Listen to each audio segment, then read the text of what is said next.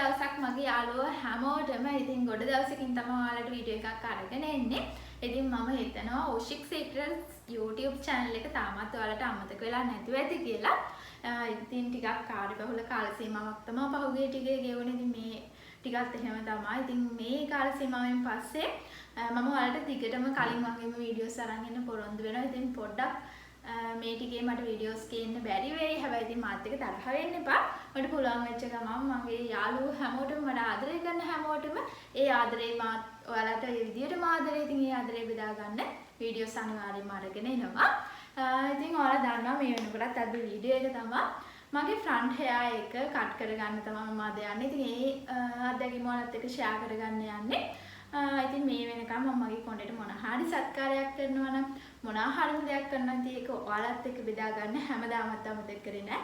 ඉතින් අදත් ඒ වගේම තමයි. ඉතින් බලමු කොහොමද මගේ ෆ්‍රන්ට් හෙයාර් එක ලස්සනට ස්ටයිලිෂ් කරගන්නේ කියලා.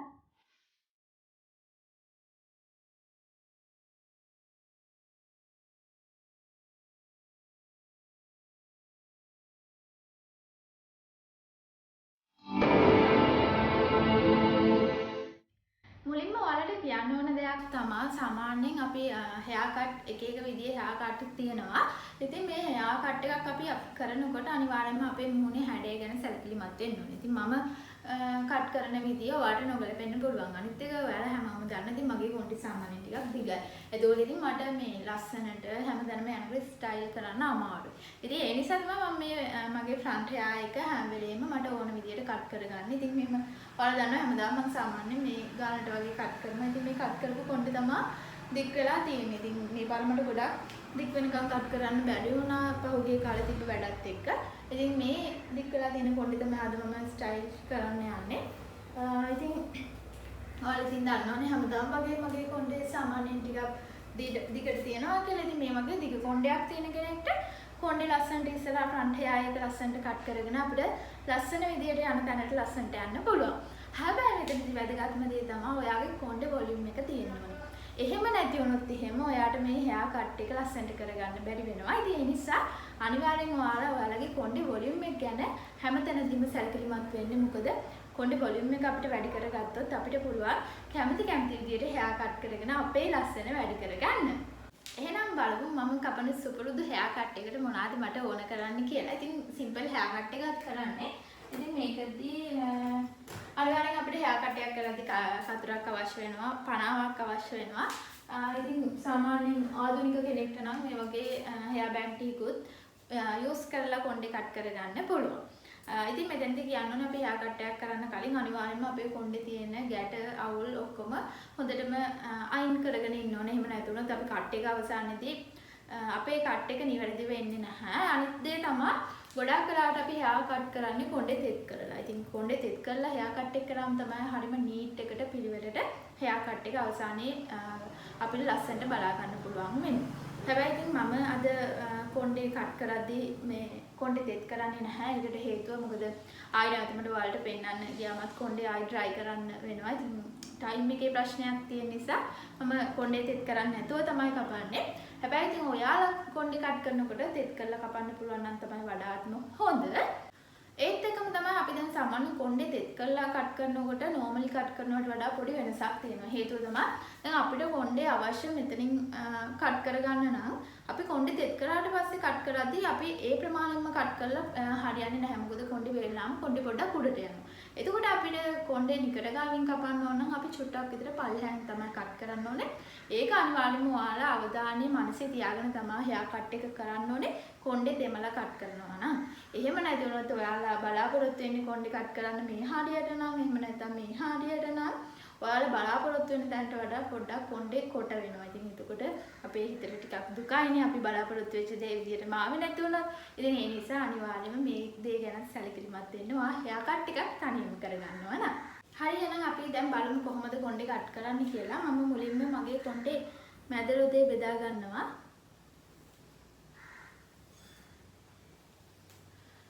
අපිට දැන් හෙයාර් කට් එක කරද්දී මෙහෙම ear to ear line එක අරගෙන කට් කරන්න පුළුවන්. හරිද? එහෙමත් නැත්නම් අපිට පුළුවන් මේ වගේ V shape එකට මම ඔයාලට අරගෙන පෙන්නන්නම්.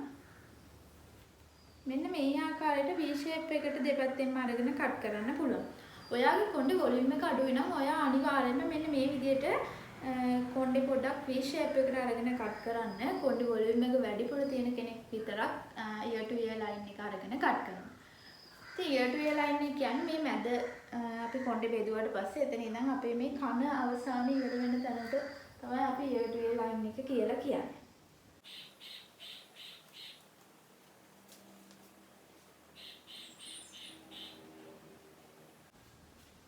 මම ඔන්න ear to ear line එක මේ විදිහට වෙන් කරගත්තා.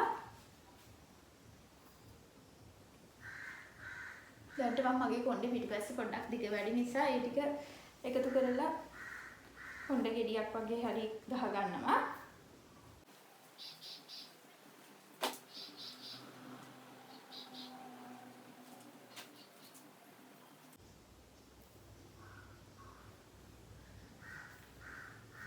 මේ ඉතින් මම කලින් කට් කරලා වැවිච්ච කොණ්ඩේ. ඉතින් දැන් කලර් කරපු ටිකත් ෆේඩ් වෙලා තියෙන්නේ. කලර්ස් ටිකත් කපලා අයින් කරනවා. ඉතින් මම දැන් මම කියන්නම් හෙයා කට් එක අපිට ඕන විදියට කපා ගන්න කොහොමද කියලා. මෙතනදී අපිට අපි එක එකනා හිතන පතන විදිය වෙනස්, එක එකනා කැමති විදිය වෙනස්නේ. ඉතින් සාමාන්‍යයෙන් අපිට දැන් මේ ගොඩක් කට්ටිය කැමති මේ අපි හෙයා කට් එක කට් කරලා ඉවරනාට පස්සේ ෆ්‍රන්ට් හෙයා එක මෙහෙම කන පිටිපස්සෙන් දාන්න පුළුවන් මට්ටමට තමයි ගොඩක් කට්ටිය කැමති. ඉතින් එතකොට අපිට මෙහෙම කන පිටිපස්සෙන් කොණ්ඩේ දා ගන්න අවශ්‍ය නම් අපි මේක කට් කර ගන්න ඕනේ මේ නිකට ගාවින්. එහෙමත් නැත්නම් ඊටත් වඩා අපිට දිගට අවශ්‍ය නම් නිකටට පල්ලෙහාට අපිට මෙහෙම පල්ලෙහාට යන්න පුළුවන්. හැබැයි නිකටෙන් උඩට ගියොත් අපිට කනෙන් පිටිපැස්සට දාන ටිකක් අමාරු වෙනවා. ඉතින් ඔයා බලාපොරොත්තු වෙන්නේ කනෙන් පිටිපැස්සට වගේ මේ හෙයා කට් එක නවත්ත ගන්න නම් ඔයා අනිවාර්යෙන් නිකට හෝ නිකටට පල්ලෙහායෙන් මේ කට් එක කරන්න ඕන. ඒ වගේම ඔයාට ඕනේ ඊටත් කොටන නම් මේ ඇහැ මට්ටමට වගේ පොඩ්ඩක් පල්ලෙහායෙන් වගේ නම් ඔයා ඒක කට් කරන්න ඕනේ අපේ මේ කට පටන් ගන්න තැනින් වගේ ඉවර කරන්න ඕනේ. එතනින් උඩට යන්න එපා. එතනින් පල්ලෙහාට එනවා මිසක් එතනින් උඩට යන්න එපා. එතනින් උඩට ගියොත් එimhe මේ අපේ ඇහැ මට්ටමුණුත් උඩට යන්න පුළුවන්. ඒත් එක්කම දැන් අලුත් ට්‍රෙන්ඩ් එකක් තමයි අපි හෙයා කට් කරනවා. අපේ මේ නළල වැහෙන ප්‍රමාණයට වගේ හෙයා කට් එක කරනවා. මෙතනදී අපි අපේ කොණ්ඩේ අරගෙන මෙතනදී කොණ්ඩේ තෙත් කරලා කපනවා නම් ගොඩාක් පරිස්සම් වෙන්න ඕනේ. මොකද ගොඩාක් ආයි කපල ඉවරේදී මේ ගන්න වගේ කොට වෙනවා කොණ්ඩේ. ඒ නිසා පරිස්සමට කට් කරන්න. මේ අපේ ඇහැ ඉවර වෙන මට්ටමට වගේ තෙත් කරලා කපනවා නම් කපන්න. එතකොට ඒක කට් වෙලා එනකොට මේ උඩට එන්න පුළුවන්. එහෙම නැත්නම් ඒක ගානට තෙත් කරන්නේ නැතුව කපන්න පුළුවන් හරියට බලලා. ඒක පොඩ්ඩක් හරිම අවධානයෙන් කපන්න ඕනේ කට් එකක්. නැති වුණොත් වැඩි වුණොත් අපිට කට් කරගන්න පුළුවන්. මේක ගොඩක් කොට වුණොත් අපිට ආයේ කොණ්ඩේ දික් කරගන්න බෑ. ටික කාලයක් බලාගෙන ඉන්න වෙනවා. ඒක අපේ මුහුණට ගැලපෙන්නේ නැති වුණොත්. මට සාමාන්‍යයෙන් මේ කයින්ුත් පල්ලෙහා ටිකක් දෙකට ඕනේ. මගේ කොණ්ඩේ දිග නිසා ගොඩාක් ඉස්සරහා කොණ්ඩේ කොට වෙනවටත් මම කැමති නැහැ. මං සාමාන්‍යයෙන් බම්ප් එක තියෙනවා. කොණ්ඩේ වනාගෙන යනකොට පොඩ්ඩක් ඉස්සරහින් දාන්න යන්න වගේ මට අවශ්‍ය. ඉතින් ඒ නිසා මම මේ නිකවටටත් පොඩ්ඩක් පල්ලෙහාෙන් කට් කරන්න කියලා තමයි හිතාගෙන ඉන්නේ. වෙනදට මම normally ඉස්සරහට දාලා කට් කරනවා. මගේ කලින් වීඩියෝ එක ඔයාලා දකින්න ඇති. අද අපි කොණ්ඩේට බෑන්ඩ් එකකුත් දාලා try එකක් දෙමු. ඒ විදිහට කට් කරන්න. පොඩ්ඩක් වෙනස් වෙන්නත් එපා හෙයා කට් එක. එහෙනම් අපි බලමු කොහොමද කට් කරන්න කියලා. මුලින්ම මේ කොණ්ඩේ ටික හොඳට පීරලා එකතු කරලා කොණ්ඩේ බෑන්ඩ් එක හෙයා බෑන්ඩ් එකක් දා ගන්නවා. මුලින්ම මේ කොණ්ඩේ ටික හොඳට පීරලා හෙයා බෑන්ඩ් එකක් දා ගන්නවා තදට. මේ හෙයා බෑන්ඩ් එක දාදී මූණ කෙලින් තියාගෙන ඉන්න. මෙහෙම කරලා දාන්න එපා. එතකොට මේක මෙහෙට එහෙම මූණ කෙලින් තියාගෙන තමයි ඔයා මේ හෙයා බෑන්ඩ් එක දාන්න ඕනේ.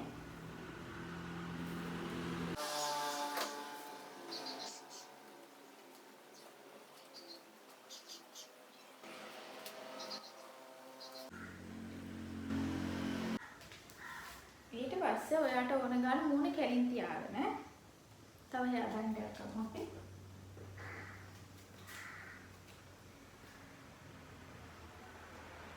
නිකටක් පොඩ්ඩක් පාලනය කරන්න.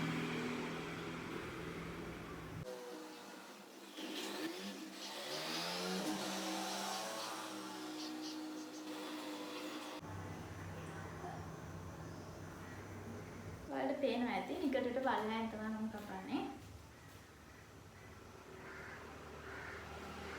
එහෙනම් දැන් කට්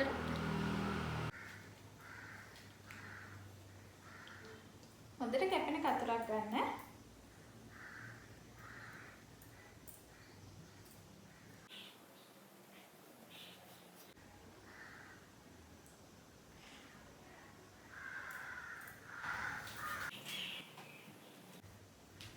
ඊට පස්සේ මේක පොඩ්ඩක් මේ විදිහට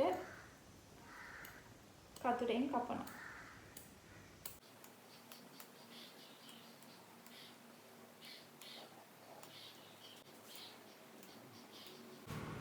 ෆයිනල් ලුක් එක කොහොම ඇවිල්ලා තියෙයි කියලාද හිතෙන්නේ ඔයාලට? බලමුද එහෙනම්?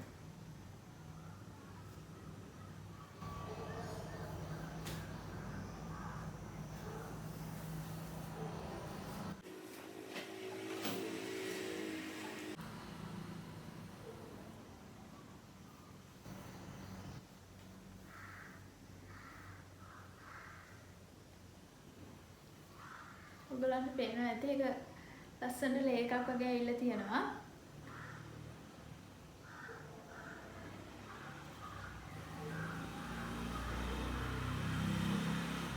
මේ අගිස්සේ මගේ පොඩ්ඩක් පොඩි කොණ්ඩ ප්‍රමාණයක් අරන් තියෙන නිසා තමයි ඒකේ වොලියුම් එක මදි වගේ පේන්නේ.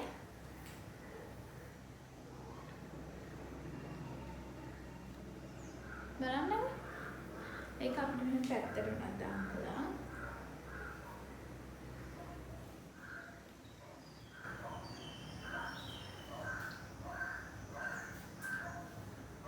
ෆුල් හෙයර් එකම දාලා බලන්න.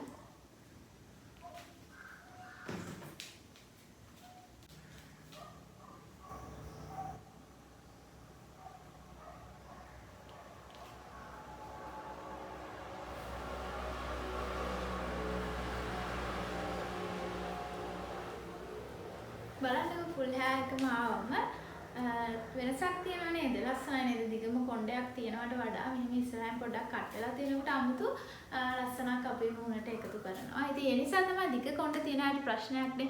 අපිට ලස්සන විදියට කොණ්ඩ වෙනස් කරගන්න බෑ කියලා. ඉතින් මේ විදියට ඔයාලටත් පුළුවන් ගෙදර ඉඳන්ම හෙයර් කට් එක කරගන්න. ඉතින් ඔයාලට ගැළපෙන විදියට ඔයාලා කැමති විදියට ලස්සනට හෙයර් කට් එක කරගන්න. ඉතින් ඔයාලට ලොකු වොලියුම් එකක් තියෙන කොණ්ඩයක් නම් තියෙන මීට වඩා ප්‍රමාණයක් අරගෙන උනත් කට් කරන්න පුළුවන්. හැබැයි මතක තියාගන්න ඕනේ අපි මේ ෆ්‍රන්ට් හෙයර් එක කපන්න ගන්න කෙස් ටික කියන්නේ අපේ දික් වෙන කොණ්ඩේ. ඉතින් ඔයා මෙතනට ගන්න ප්‍රමාණය අනුව ඔයාගේ ඉතුරු වෙන කොණ්ඩේ වොලියුම් එක අඩු වෙනවා. ඉතින් ඒක මතක තියාගෙන තමයි ඉස්සරහා කොණ්ඩේ ගන්න ඕනේ. මගේ කොණ්ඩේ නම් සාමාන්‍ය වොලියුම් එකක් තියෙනවා. ඉතින් ඒ නිසා මම මේ වොලියුම් එක තියෙන නිසා බය නැතුව කොණ්ඩේ ෆ්‍රන්ට් හෙයර් එකට ගන්නවා. ඉතින් ඔයාලගේ කොණ්ඩේ වොලියුම් එක බලලා ඔයාලට ගැළපෙන විදිහට ලස්සනට කොණ්ඩේ කපාගෙන ඔයාලත් ලස්සන වෙන්න. ඉතින් ඔන්න ඔය විදිහට තමයි මගේ කොණ්ඩේ මම කට් කරලා ඉවර කරගත්තේ. ඉතින් ලස්සනයිද හොඳයිද කැටයිද තව ටිකක් මෙහෙම වුණා නම් හොඳයි කියලා ඔයාලගේ අයිඩියා තියෙනවා නම් අනිවාර්යෙන්ම කමෙන්ට් කරන්න. ඒ වගේම තමයි ඉතින් මම ගොඩ කාලෙක ඉන්නේ ඔයාලට වීඩියෝ එකක් අරගෙන ඉතින් ඒ නිසා වීඩියෝ එකේ රීච් එක ටිකක් අඩුයි. ඉතින් අනිවාර්යෙන්ම ඒ නිසා ඔයා මේ වීඩියෝ එක බලපු කෙනෙක් නම් මේකට අනිවාර්යෙන්ම මතක් කරලා කමෙන්ට් එකක් දාන්න. ඔයාගේ වටිනා කමෙන්ට් එක එනකම් මම බලාගෙන ඉන්නවා. ඉතින් මේ කමෙන්ට් එකෙන් තව කෙනෙක්ට මේ වීඩියෝ එක බලන්න සලස්සන්න ඔයා උදව් කරන්න. ඒත් එක්කම ඔයාලගේ ආදරේ මාත් එක්ක ෂෙයා කරගන්න. ඉතින් ඔයාලට හැමදාම වගේ ගොඩාක් ආදරේ පොඩ්ඩක් කාර්යබහුල වුණාට වලව මගේ හිතෙන් අමතක වෙන්නෙත් නෑ. කවදාවත්ම අමතක කරන්නෙත් නැහැ. ඉතින් දිගටම රැඳලා ඉන්න මේ වගේ වටිනා වීඩියෝ එකක් අරගෙන ආයෙත් දවසක එනකන් අදට ගිහිල්ලා එන්න.